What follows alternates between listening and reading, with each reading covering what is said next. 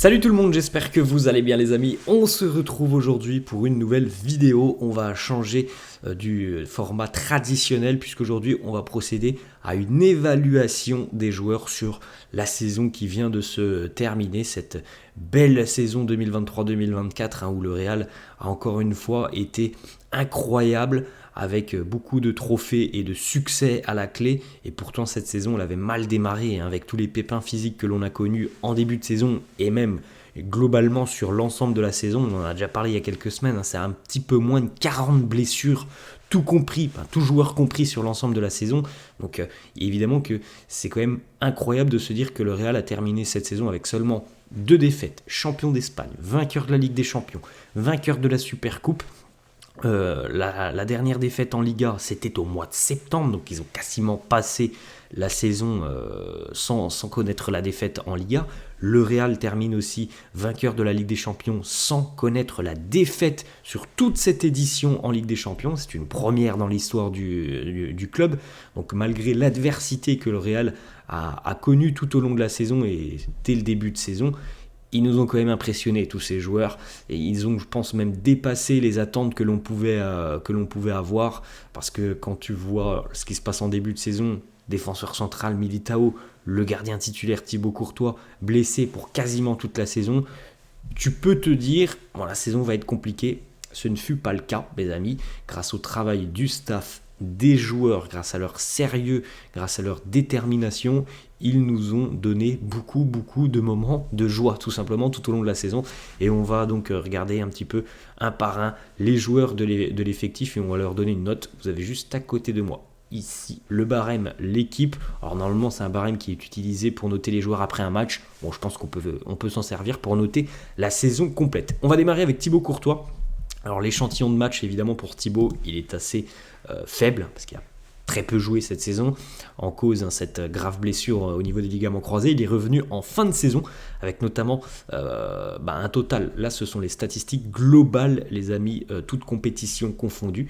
En Liga, Thibaut, c'est 4 matchs en fin de saison avec aucun but encaissé, et en Ligue des Champions, c'est la finale de Ligue des Champions où il a été déterminant. Il a réalisé des arrêts très importants face au Borussia Dortmund. Donc pour Thibaut, malgré le faible échantillon, je pense que la note de 10 est amplement méritée parce que ça a été l'un des grands artisans de la victoire finale du Real en Ligue des Champions. Et je parle bien de la victoire en finale sur ce match face à Dortmund. Lunin, qui est à côté, c'est un artisan de la qualification du Real en finale. Courtois, c'est un artisan de la victoire finale. Pour moi, c'est la note de 10. On enchaîne avec Andriy Lunin, la révélation de cette saison au poste de gardien de but, puisqu'on rappelle que lorsque Thibaut se blesse, on est quand même allé chercher Kepa du côté des dirigeants du Real, parce que peut-être on n'avait pas confiance, en tout cas pleinement confiance en Andriy Lunin, et force est de constater qu'il nous a impressionné tout au long de la saison, avec donc 31 matchs cette saison pour Andriy Lunin, 32 buts encaissés. En Liga, c'est assez exceptionnel, en Liga, il a joué 21 matchs.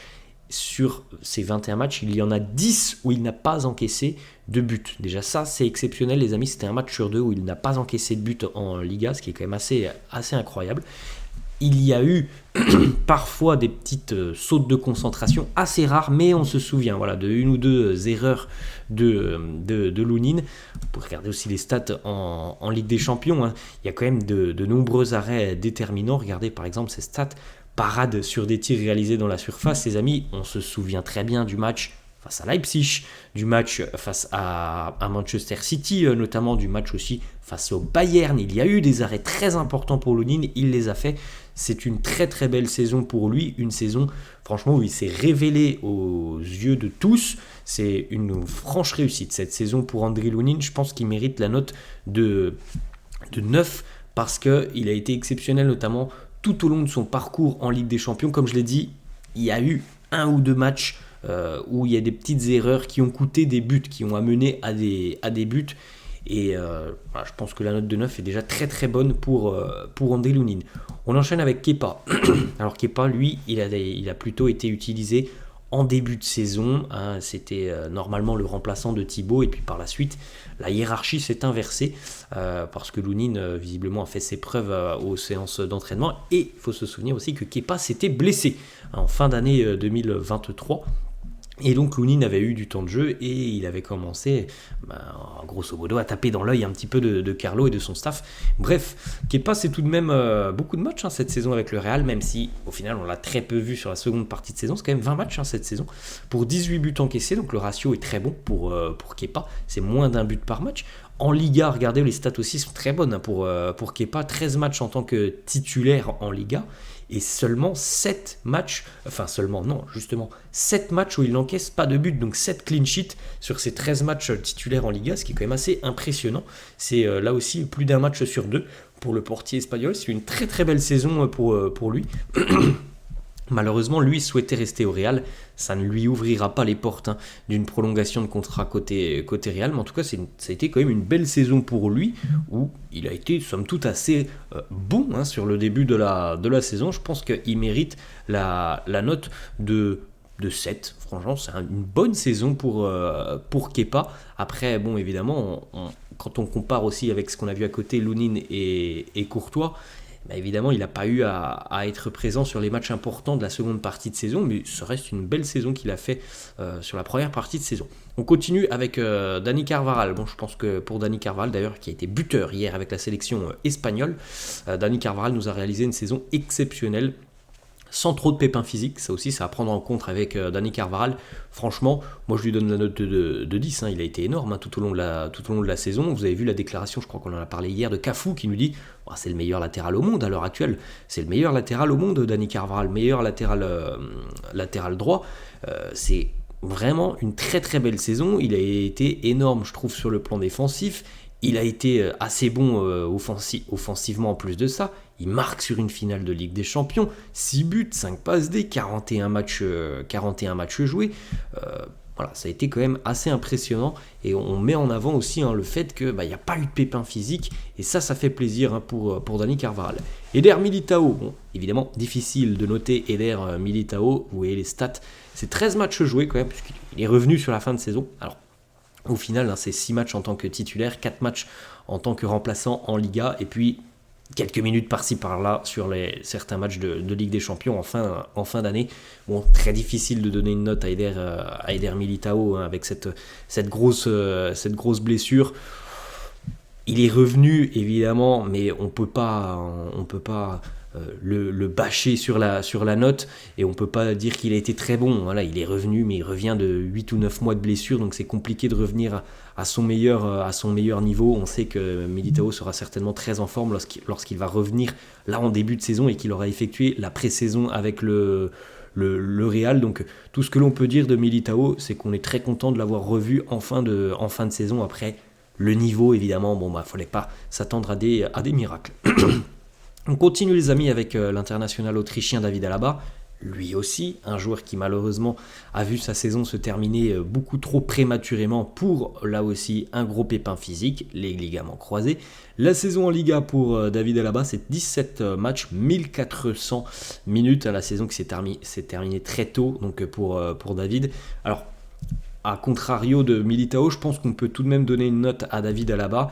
Et moi, des souvenirs que j'ai sur la première partie de saison, c'est un David Alaba pas forcément hyper rassurant. Voilà, je pense qu'on avait connu un David Alaba beaucoup plus rassurant que ça. Donc pour moi, ça sera la note de 6. J'ai souvenir d'un joueur parfois fébrile, David Alaba, sur la première partie de saison. On enchaîne les amis avec Nacho. Nacho, ça c'est un joueur d'équipe. On ne fait pas souvent appel à lui en tant que titulaire, mais en tout cas, quand on fait appel à lui, il répond souvent présent. Et c'est les statistiques qui le prouvent. Il a tout de même joué 45 matchs cette saison. Alors évidemment, pas tous en tant que titulaire, loin de là. Mais il a quand même joué 45 fois cette saison. 29 par exemple en Liga, les amis. C'est 29 matchs joués pour 18 titularisations.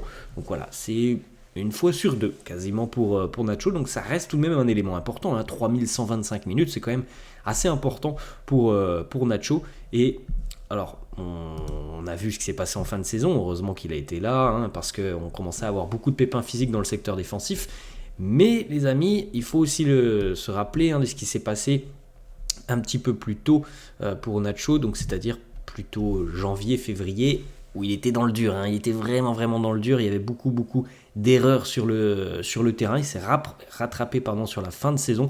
Donc ça reste une saison qu'on va donner une note de 6,5 pour Nacho, parce que oui, les amis, ça se termine en beauté, il y a les trophées en fin de saison, mais il y a eu quand même un gros creux pour Nacho de 3-4 mois, fin d'année 2023, début d'année 2024, il était vraiment dans le dur, les prestations étaient plutôt mauvaises dans la part de Nacho. On enchaîne avec Lucas Vázquez, une bien belle saison pour Lucas Vázquez. Regardez un petit peu. Alors évidemment, comme pour Nacho, c'est pas forcément toujours un titulaire. 1783 minutes en Liga. On a aussi pas mal de matchs. Il a été utilisé aussi parfois en Ligue des Champions. Ça reste une belle saison. Il a été assez productif, Lucas Vázquez, cette saison. 3 buts et 6 passes décisives. Donc c'est quand même plutôt pas mal pour Lucas Vázquez. Moi, j'ai beaucoup aimé son dynamisme. J'ai trouvé un joueur aussi, c'est ce qui me plaît, parce que j'ai beaucoup de mal parfois avec Lucas Vázquez. Parfois, il est très très bon, et une semaine plus tard, il est en dedans. J'ai trouvé que cette saison, il y avait quand même beaucoup plus de régularité. Je pense qu'on peut lui donner la note de 7. On va continuer, les amis, avec Fran Garcia. Bon, là aussi, l'échantillon de match est assez faible. C'est une saison qui, selon moi, est insuffisante. On attendait mieux de Fran Garcia en début de saison. Il a mis beaucoup de temps à s'adapter. Par la suite, il n'a pas eu forcément beaucoup de temps de jeu. Allez, j'ai donné la note de 5 parce que je trouve que quand même sur la fin de saison, on a fait un petit peu appel à lui, et il y a eu des progrès réalisés sur la fin de saison, mais faut se rappeler quand même qu'il arrive l'année dernière avec un statut où on se dit ça va être un gros concurrent pour Ferland Mendy. Franchement, les amis, ça n'a pas été un gros concurrent pour Ferland Mendy, la note de 5. On continue justement, les amis, avec Mendy, me semble-t-il, qu'il n'est pas présent dans cette liste, ce qui me surprend un petit peu. Bref, c'est pas grave, on va pas retrouver les stats de Mendy. Mais en tout cas, Ferland a fait une très très belle saison. Il a été exceptionnel tout au long de la saison. Pas de pépins physiques pour Ferland, ce qui est quand même assez rare, mais c'est quand même évidemment très très positif pour nous.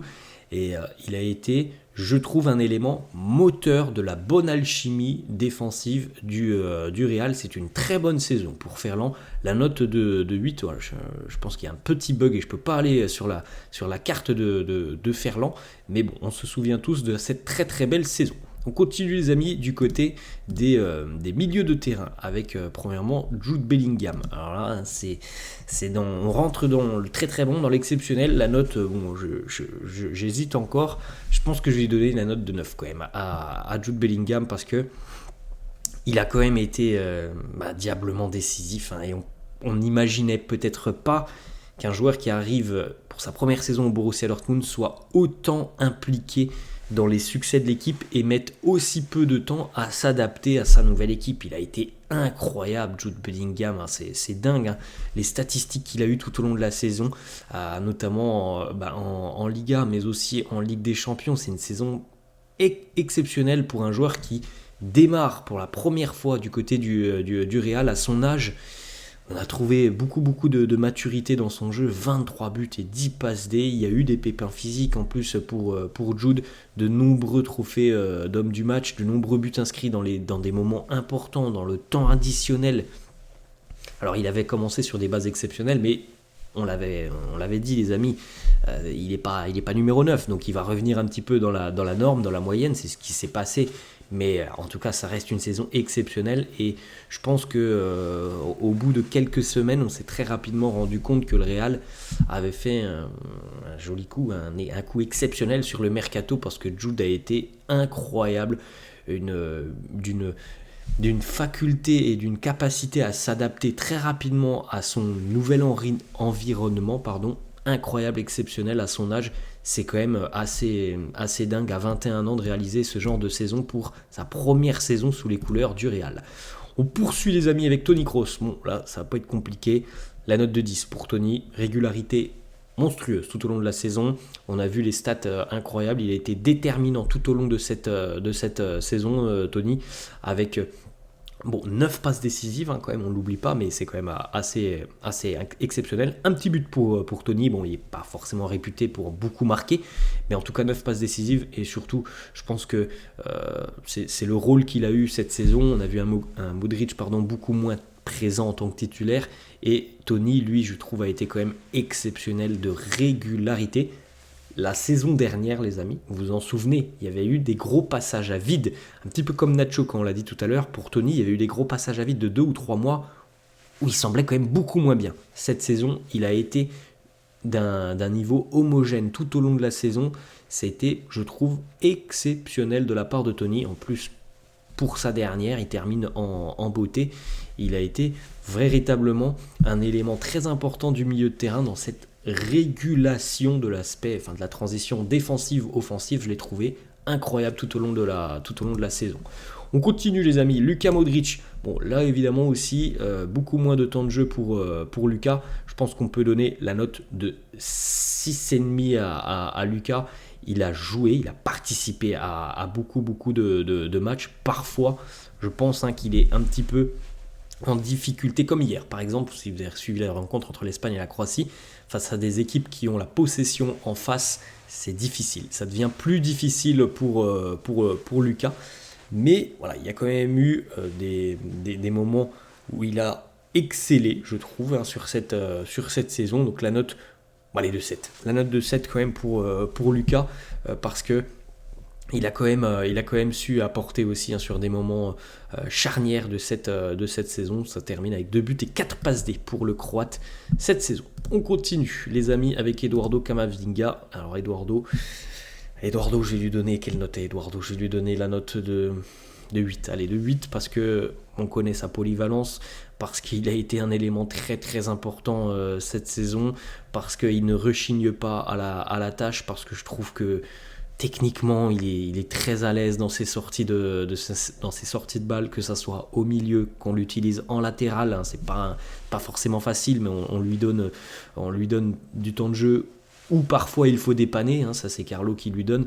Et je trouve qu'il se débrouille très très bien. Ça a été une très belle saison pour Eduardo. Je suis complètement fan de Camavinga. Il a une aisance naturelle avec le ballon, en plus d'avoir des qualités physiques et des aptitudes assez exceptionnelles. C'est une très belle saison pour Eduardo Camavinga. On poursuit toujours au milieu de terrain, les amis. Fede Valverde, un petit peu moins décisif que la saison dernière, hein, Fede, où la saison dernière il avait quand même marqué énormément cette saison. C'est 3 buts pour 5 passes décisives, mais il ne faut pas se tromper les amis. Quand vous voyez cette stat là, juste ici, 54 matchs joués par Fede, je crois qu'il en a raté qu'un, me semble-t-il. C'était en toute fin de saison, c'était très récemment qu'il avait été laissé au repos. Peut-être sur l'avant-dernière journée de Liga ou la dernière, je ne sais plus trop. Bref, en tout cas, Fede, c'est le premier nom que doit cocher certainement Carlo Ancelotti dans ses compos d'équipe. Comme d'habitude, c'est un élément moteur, une énorme activité au milieu de terrain, Fede, et pas que. Il vient beaucoup compenser défensivement. On sait aussi qu'il adore percuter, prendre de la vitesse pour aller très rapidement vers l'avant. Et on a l'impression de voir un sprinter qui va vers l'avant et qui défonce tout sur son passage. Et ça, c'est des qualités exceptionnelles d'avoir ce genre de profil dans son équipe. C'est un très très très grand joueur, Fede. Je pense qu'il méritera le capitanat. Il est en train de monter dans la hiérarchie. Pour moi, c'est une très très belle saison pour Fede Valverde. La note de 8. On poursuit les amis avec le dernier milieu de terrain, Aurélien Tchouaméni. Là aussi, une belle saison. Bon, malheureusement, les blessures en fin de saison, mais on rappelle que Aurélien n'a pas connu la défaite cette saison. C'était un petit peu le talisman du Real. Je l'ai trouvé très régulier cette saison, Aurélien, avec là aussi comme pour Camavinga, des rôles parfois différents, des rôles parfois ingrats. On sait qu'il n'aime pas forcément jouer en tant que défenseur central. Il a dû y jouer parce que on était obligé du côté de Carlo de pousser Aurélien à jouer en tant que défenseur central. Et je trouve que globalement, il a été très très costaud tout au long de la saison. Là aussi, la note de 8 pour Tchouaméni. On va terminer les amis avec la petite page des attaquants. Vinicius peut-être, on lui souhaite futur Ballon d'Or. On va lui donner la note de 9 parce que il y a eu des pépins physiques. Il y a eu une première partie de saison où il n'était pas extrêmement décisif, hein. Il marque souvent Vinicius, mais en première partie de saison, il était quand même pas forcément hyper décisif, et c'était quand même exceptionnel sur son retour de blessure. Donc grosso modo depuis le janvier 2024, la seconde partie de saison, c'est la note de 10, hein, sur la seconde partie de saison, avec la note de la première partie de saison. Allez, ça va être 9,5 pour Vinicius. En tout cas, il est revenu avec une envie de faire mal, d'être tout simplement un élément important du secteur offensif, d'aller chercher des trophées. Il a eu une envie assez dingue, hein, Vinicius, sur cette seconde partie de saison. Il a été décisif très régulièrement en Ligue des Champions. Il a beaucoup marqué, il a délivré des passes décisives. Allez, je pense même qu'on peut lui donner la note de 10 à Vini, parce que revenir d'un pépin physique qu'il a quand même éloigné des terrains, je crois que c'était 1 mois et demi, hein, me semble-t-il, pour Vini, et revenir avec tout de suite cette envie de contribuer au succès de l'équipe, et de le faire avec brio, avec merveille. En plus, je trouve que c'est exceptionnel, la note de 10. Et le point aussi qu'il faut mettre en avant avec Vini, c'est que vous l'avez tous vu, on en a déjà parlé, il a énormément progressé dans sa gestion des 1 contre 1 face aux gardiens de but. On se souvient notamment du match aller face au Bayern Munich, mais il y en a eu d'autres. Le but face au Borussia Dortmund, le but du 2-0 en finale. Je trouve qu'il a beaucoup progressé sur cette partie qui est quand même très importante, parce qu'on sait que c'est un joueur qui a eu des pépins. Alors, c'est un très jeune joueur encore, Vini, mais sur le début de sa carrière, on sait que parfois dans la surface de réparation, il ne prenait pas toujours la bonne décision, et je trouve que cette année, il a quand même énormément progressé sur l'aspect purement tueur et clinique devant le but. D'ailleurs, je crois on en avait dit, hein, mais c'est en termes de but, et uniquement de but, c'est ça meilleure saison tout simplement, hein, par rapport aux saisons précédentes. Je crois qu'il a dépassé son record d'1 but. Allez, la note de 10 pour Vinicius. On continue les amis avec Rodrigo, ça a été en dents de scie. Il y a eu des très bons moments, il y a eu des moments plus compliqués. Début de saison, vous vous souvenez, il y a des périodes où il ne marquait pas pendant 6-7 matchs consécutifs, et puis ensuite, voilà, il était lancé, il y avait du rythme. Alors, la bonne période a aussi coïncidé, je crois, avec la blessure de Vinicius pour Rodrigo, qui était plutôt donc redécalé côté gauche.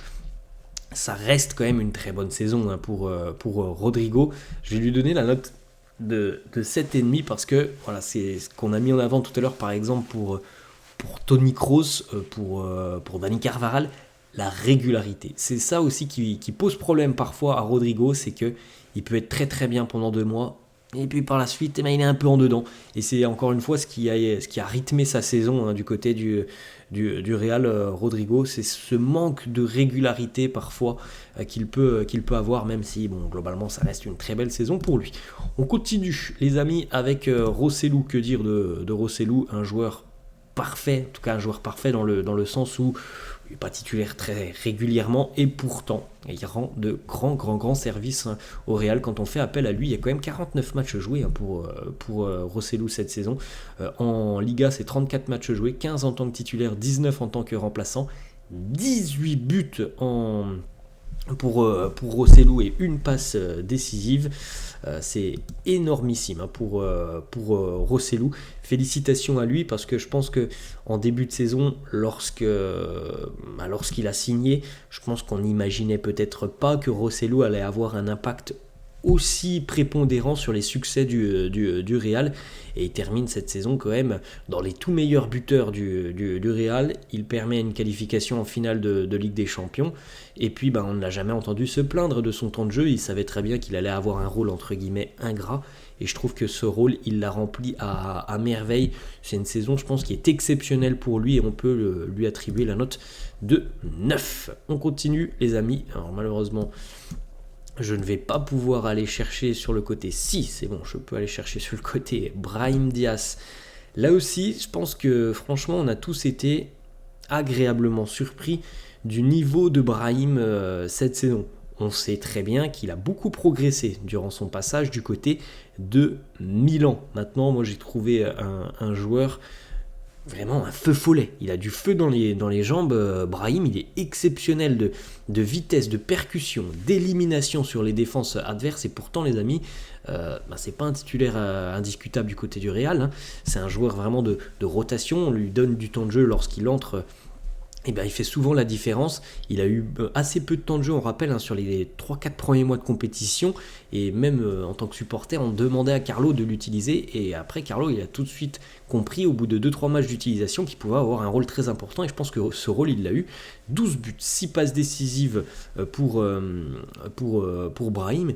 Et des buts aussi très très importants. Face à Leipzig, on s'en souvient de ce joli but. Et puis ouais, il a fait beaucoup de différences hein, sur certaines rencontres, notamment celle de Leipzig, c'est celle qui me revient surtout en tête.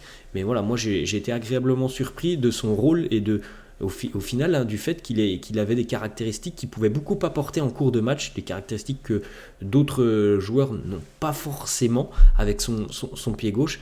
Et franchement, c'est une très très belle saison.